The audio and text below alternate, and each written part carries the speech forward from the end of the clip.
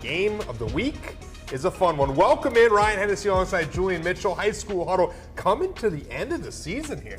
It's really unbelievable. It's been unreal. My first season in Alabama, it's lived up to the hype, I will say. We've seen some great games. Hoover Thompson last week was incredible. Ryan, speaking of the Bucks, we got a big one here. Yeah, they don't like each other. That's right. Vestavia Hills and Hoover, 60th meeting between the two. Bucks lead the series 38-21. No ties. But last year, Vestavia rolled to a 26-7 win. I'm sure Hoover's still thinking about that game. Bucks have locked up the region, but this one is what? Personal. This one's personal. Let's get to the highlights. How about Chip English?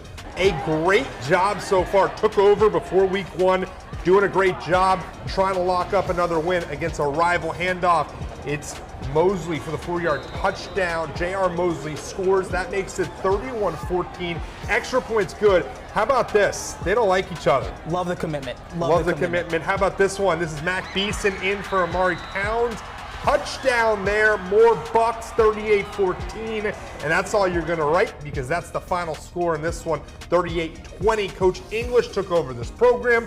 How about 8-2 in the regular season? That's pretty good. And he knows this game mattered against Vestavia.